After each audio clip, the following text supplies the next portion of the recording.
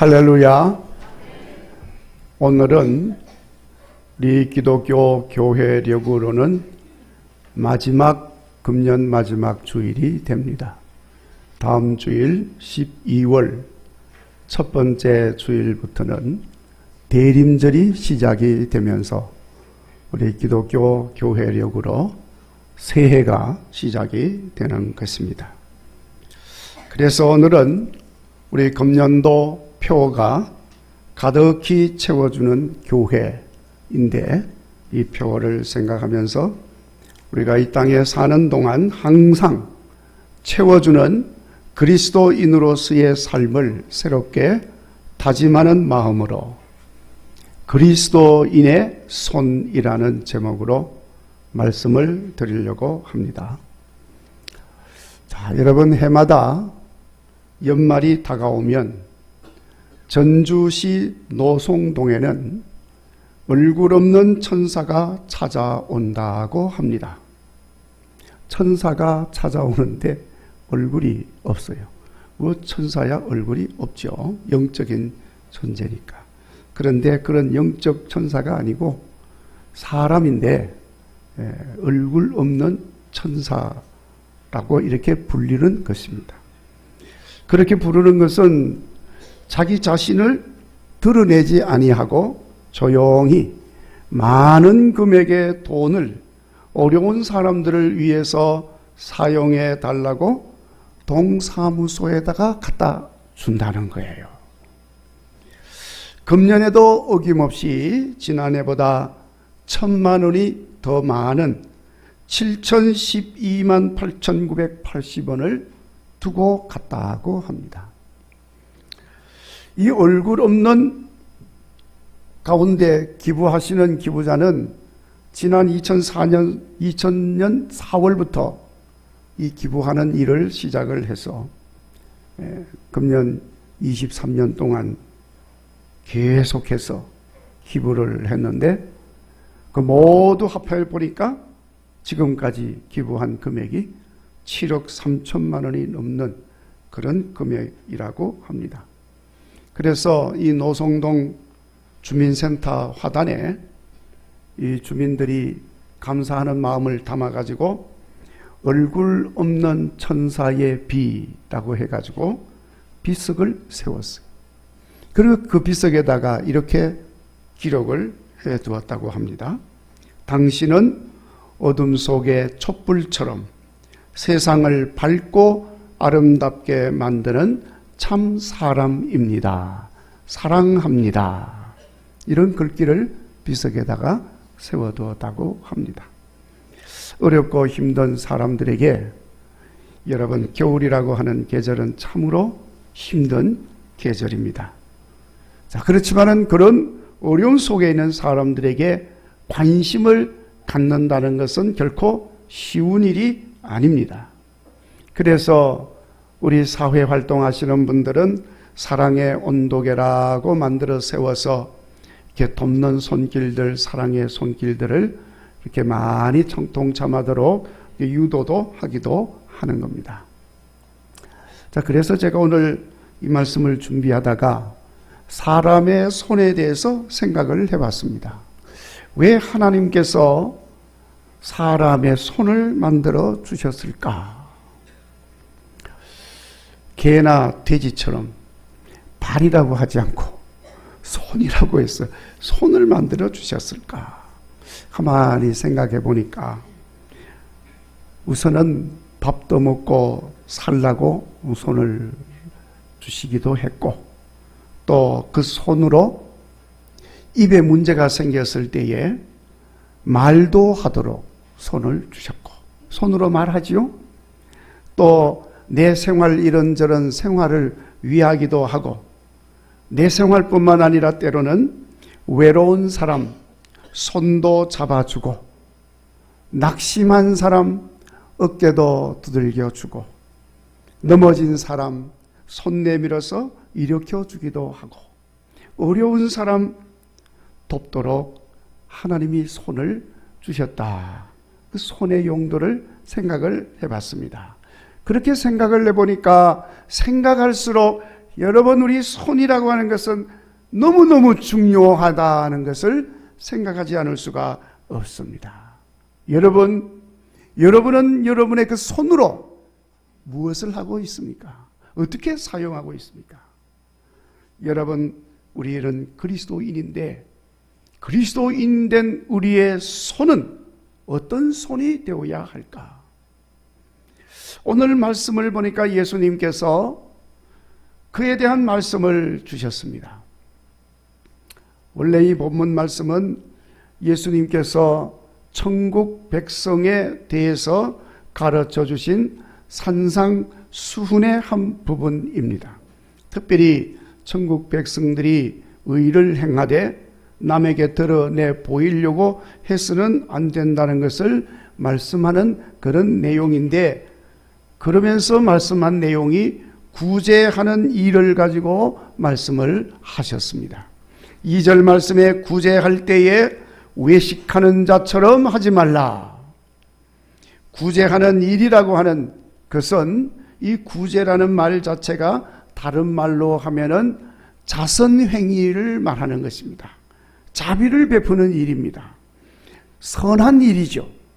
그것은 사랑을 실천하는 구체적인 행위이기도 하고 선한 행실인 것입니다. 그러니까 여러분, 그리스도인의 손은 우리 예수님이 말씀하시는 것에 의하면은 자비를 베풀어서 사랑을 실천하는 손이 되어야 한다는 것을 말씀을 하고 있는 것입니다. 그래서 예수님께서 우리를 구원하여 주시려고 십자가에서 죽으실 때 여러분, 그 두 손에 못이 박혀서 죽으셨습니다. 그러면서 이제 그 예수님을 구주로 믿는 모든 그리스도인들은 예수님의 손이 되어서 자비를 베풀고 사랑을 행하여 구원의 길로 인도하는 손이 되어야 할 것임을 말씀을 하고 있는 것입니다. 그러니까 여러분, 이렇게 구제하는 손이 되어지기를 간절히 바랍니다.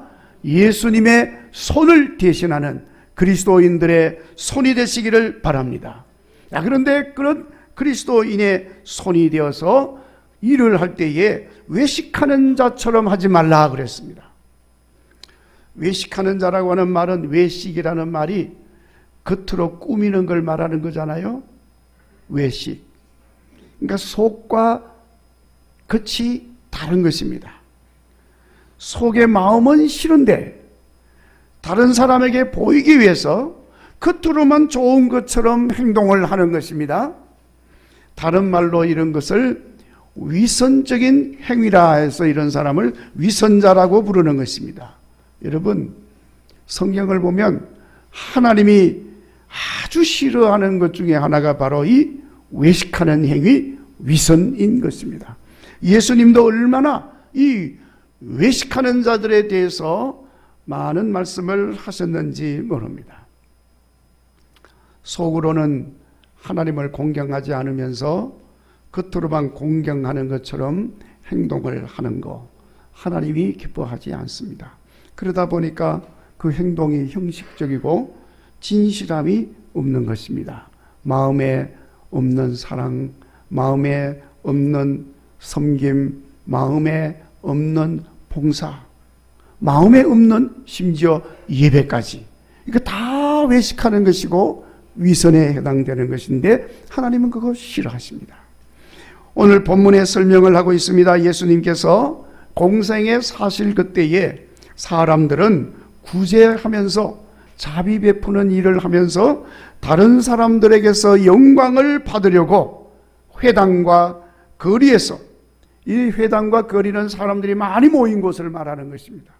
그런 곳에서 나팔을 불면서 자기가 구제하고 있는 것을 보여주는 걸 좋아한 것입니다.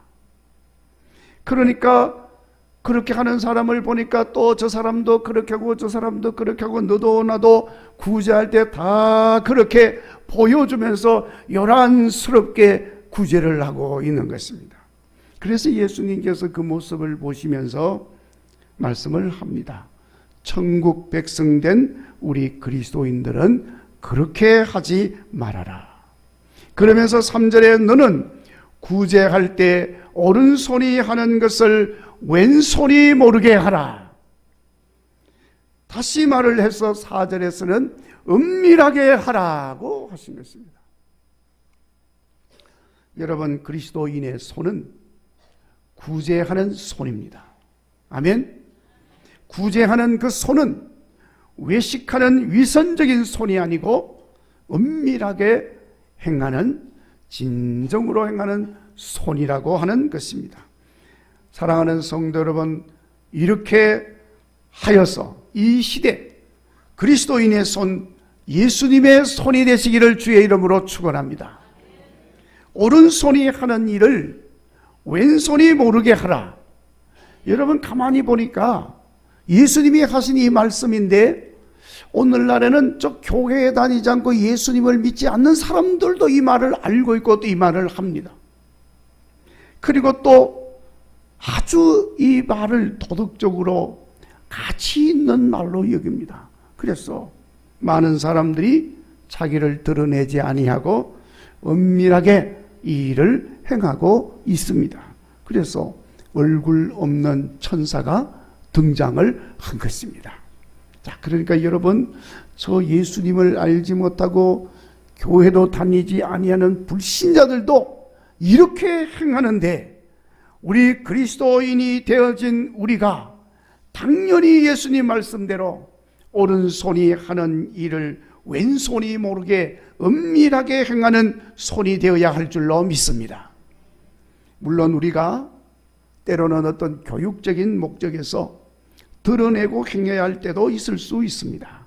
그러나 우리 예수님께서는 자비를 베푸는 일, 좋은 일, 귀한 일, 선한 일, 하나님이 기뻐하는 일을 할 때에는 은밀하게 행할 것을 우리에게 말씀하고 있는 겁니다. 왜 은밀하게 행해야 되느냐? 여러분, 다른 사람을 돕는 일, 무엇보다도 어려운 이웃을 도와주는 그 일은 좋은 일이기 때문에 자연스럽게 자의반, 타의반 행한 일들이 드러나게 되어 있습니다. 자, 그러다 보면 자기도 모르는 가운데 그만 그 행한 일을 드러내게 되고, 그러면서 내가 했다, 자기 이름을 드러내게 됩니다. 그래서 그러다 보니까 자기 의를 드러내게 되기도 하는 겁니다. 그러면서 주변의 사람들도 박수 쳐주고 잘한다고 칭찬해 주니까 그만 교만해집니다. 자기도 모르게 시험에 빠집니다. 심지어는 그렇게 하지 아니하는 사람을 정죄하기도 하는 것입니다. 자, 그러니까 은밀하게 해라. 이런 시험에 들지 않기 위해서는 은밀하게 해라. 무엇보다도 은밀하게 해야 될 이유는 자기 이름을 드러내게 되면서 이미 자기가 영광을 받는 것이 되어진다는 거예요. 그래서 하나님께서 주실 상을 다 받아버려서 더 이상 하나님께서 주시는 상을 받을 수가 없다. 귀한 일을 했는데 하나님 앞에 상을 못 받아. 자기 이름을 다 드러냈기 때문에. 예수님께서 하신 말씀입니다. 1절 말씀에 사람에게 보이려고 자기 의를 드러내는 사람은 하나님께 상을 받지 못한다. 2절 말씀에 사람에게 보이려고 나팔까지 불고 행하는 자들은 이미 자기 상을 받았다고 말씀을 했습니다. 더 이상 받을 게 없어요. 이런 경우에 예수님은 그의 구제 행위를 조금도 기억하지 않는다고 말씀을 하셨습니다. 자, 여러분, 우리 그리스도인의 손을 통해 행해지는 선하고 귀한 일들은 모두 다 하나님 영광을 드러내는 일이 되어야 할 줄로 믿습니다. 그래서 은밀한 가운데 행하는 거예요. 얼굴 없는 천사는 그냥 기부만 하고 말았지만, 어려운 사람들 도와주세요 하고 말하고 말았지만은 우리 천국 백성들은 은밀하게 행하면서 초점을 여호와의 이름을 영화롭게 하는 데 맞추어야 돼요. 자기 이름은 빼지만 그래도 하나님의 사랑을 많이 받았으니 이 하나님의 사랑을 전하는 일에 사용하여 주십시오. 이렇게 서야 된다는 거예요. 하나님 영광을 드러내는 데 초점이 맞추어져야 합니다. 이렇게 여러분, 우리가 하나님의 이름을 영화롭게 하고 하나님께서 행하신 그 귀한 일들을 은밀하게 행하면 우리 하나님도 은밀한 중에 갚아주시는 역사가 있음을 우리 주님이 말씀을 하고 있습니다. 여러분, 천국 백성으로서 마땅히 행해야 할 귀한 일들, 은밀한 가운데 오른손이 하는 일을 왼손이 모르게 행하다가 하나님 영광 많이 드러내시는 여러분 되시기를 바랍니다. 그렇게 하는 우리의 손이, 그래서 뜻밖의 나도 모르는 사이에 예수님의 손이 되는 복을 받으시기를 바랍니다. 그래서 우리 하나님 말씀하신 그대로 은밀한 가운데 역사하시는 놀라운 일들로 갚아주는 이런 복도 받으시기를 주의 이름으로 축원합니다. 자, 여러분, 여기 은밀하게 행한다고 말씀을 했는데 이 말의 뜻은 신비롭게 행한다는 말인 것입니다. 뭐 비밀스럽다는 의미죠. 비밀스러운 건 신비로운 것입니다. 특별히 하나님이 행하시는 모든 일이 은밀하게 신비롭게 행해지는 일인 것입니다. 신비롭다고 하는 것은 여러분, 아무도 생각할 수가 없고 누구도 상상할 수 없는 일들을 말하는 것입니다. 그러니까 하나님이 행하시는 모든 일이 그런 일인 것입니다. 신비로운 일입니다. 그러니까 여러분, 우리가 신비로우신 하나님의 역사를 우리의 삶 속에서 보시기를 원하시면 구제할 때 은밀하게, 아멘. 섬기고 봉사할 때 오른손이 하는 일을 왼손이 모르게, 사랑하고 돕는 일들 은밀하게 행하시는 여러분 되시기를 바랍니다. 그러면 우리 하나님이 은밀하게 행하시는 크고 놀라운 신비로운 일들로 우리의 삶 속에서 채워지는 역사가 일어나게 될 줄로 믿습니다. 그건 우리가 상상도 못하는 방법입니다. 언젠가 여러분 들어보신 분도 있으리라고 생각합니다. MBC 라디오에 여성시대라고 하는 프로그램이 있어요. 그 여성시대를 통해서 이렇게 방송이 되어진 내용입니다. 어느 집에 초등학교에 다니는 딸이 있었습니다. 근데 그 집 옆집에 또 한 소녀가 살고 있었는데 그 소녀는 팔이 한쪽이 없어요. 자, 그러니까 이 딸이 학교에 가는 시간이면 옆집에 팔이 없는 소녀는 저 옥상에 올라가서 아침 일찍 거기서 내려다 보는 거요. 그 아이가 학교 가는 걸 쳐다보고, 그리고 부모들과 이야기 나누는 것도 쳐다보고, 그렇게 쳐다보는 겁니다. 그런데 오늘 이렇게 보다가 우연히 옥상에 있는 그 아이와 눈이 마주치면 이렇게 인사를 하면 그만 도망을 가고, 그렇게 늘 지냈습니다. 근데 어느 날은 그 딸아이가 학교 가는데 또 위에서 쳐다보고 있는 걸 보고 딸이 말을 합니다. 아빠, 저 아이는 한쪽 팔이 없대. 그래서 학교도 못 간대. 그런 이야기를 했다는 거예요. 그러니까 그 말을 들은 이 아이의 아버지가 마음이 너무 아팠습니다. 그날 이 아버지가 창고에 넣어두었던 먼지가 쌓인 책상을 끄집어내고, 그리고 다리가 좀 흔들흔들 부러진 다리 고쳤어. 그리고 마당 한가운데도 갖다 놨습니다. 그리고 전기불을 연결해서 그 책상 위에 전기불도 연결을 해 두었습니다. 그리고는 딸이 학교에서 돌아왔을 때에 그 딸아이에게 말을 합니다. 얘야, 오늘부터 우리 마당에서 공부한다. 야간 과외 수업을 내가 할 테니까 나는 오늘부터 너의 과외 수업 선생이다. 그러니까 오늘부터 공부를 한다. 그리고는 이제 야간 마당에서 공부를 시작을 하는 거예요. 자, 오늘 학교에서 배운 거 읽어봐라. 크게 읽어라. 그렇게 읽고. 그리고 동화책도, 야, 여기 아빠가 보니까 너무너무 좋은 내용 이야기가 있는데 읽어줄게. 잘 들어봐라. 동화책도 읽어주고. 그러면서 매일매일 마당에서 야간 수업을 1시간 이상 했다는 거예요. 비 오는 날, 눈 오는 날은 쉬고, 그렇지 않은 날은 무조건 마당에서 야간 수업을 했습니다. 아이는 무슨 영문인지도 모르고 그냥 아빠가 하자니까 공부를 하는 거예요. 그러던 어느 날 퇴근길에 보니까 웬 이삿짐 트럭이 와 있어요. 그러니까 이 아빠가 그 딸아이 보고, 아, 옆집에 이사 가나 봐. 그러니까 옆집 사람이 이사 가. 그래서 이사를 가고 난 뒤에, 이사를 가고 나니까 그만 무슨 이유인지는 모르지만은 마당에서 진행되었던 야간 공부가, 과외 공부가 끝이 났습니다. 자, 오늘부로 우리 야간 공부는 끝이다. 끝이 났어. 이 딸은 왜 느닷없이 야간 공부를 마당에서 했는지, 또 느닷없이 또 옆집 아이가 이사 가고 나니까 야간 공부를 중단했는지 알 길이 없었습니다. 그렇게 20년 세월이 흘렀습니다. 어느 날 소포가 하나 집으로 배달이 됐어요. 보니까 이름도 모르는 이름이에요.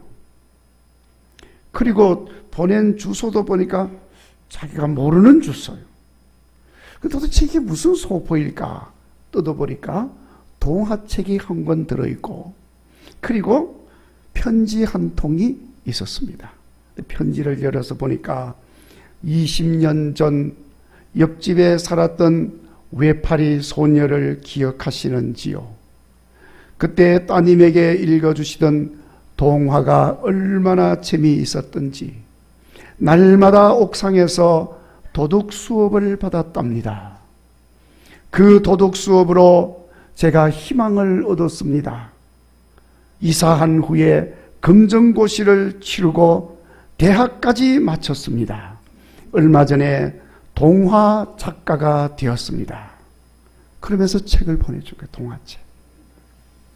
외파리 소녀의 편지 내용이었습니다. 아빠는 그날 밤에 배달된 한 권의 책을 읽고 또 읽고 또 읽고 밤을 새우며 그 책을 반복 읽었다고 하는 겁니다. 딸의 아버지는 외파리 소녀가 학교에 가지 못한다는 말을 듣고 너무나도 마음이 아팠어. 생각해낸 것이 딸과 함께 마당에서 야간 공부를 하는 것이었습니다. 그렇게 해서 그 외파리 소녀가 학교 공부를 조금이라도 할 수 있기를 바랬던 것이었습니다. 다른 아버지가 가진 그 속마음은 알지 못하였지만은 한참 세월이 흐른 뒤에 그렇게 아름다운 소식으로 나타나게 되어진 것을 보게 되었습니다. 그제서야 야간 공부를 왜 했는지를 깨닫게 되었다는 것입니다. 그리고 그것이 계기가 되어서 외파리 소녀가 공부할 수 있는 희망을 가지게 되고 용기를 가지게 되었고, 그것이 계기가 되어서 동화 작가가 되어진 것입니다. 할렐루야! 어느 딸아이를 가진 아버지의 왼손이 모르게 은밀하게 행한 자비로운 선한 일의 내용이었습니다. 사랑하는 성도 여러분, 우리 하나님은 살아계신 하나님인 줄로 믿습니다. 은밀한 가운데 역사하시는 하나님이신 줄로 믿습니다. 오늘 우리 9일 성도들도 비록 세상이 각박하고 메마른 것처럼 보여지지만 모든 위선은 버리고 순수하고 진실한 마음으로 은밀한 가운데 행하는 그리스도인의 손이 되시기를 간절히 바랍니다. 그래서 나도 모르는 가운데 내 손이 예수님의 손이 되어서 이 세상을 더 따뜻하게 만들고 하나님의 놀랍고도 신비로운 역사가 일어나는 것을 온 세상 사람들에게 드러내시는 성도들이 되시기를 간절히 바랍니다. 이제 연말연시 따뜻한 손길을 필요로 하는 계절이 다가오고 있습니다. 모든 사람들의 마음을 따뜻하게 하는 하나님의 신비로운 역사를 많이 드러내는 예수님의 자비로우신 손, 그리스도인의 손 되기를 주의 이름으로 축원합니다.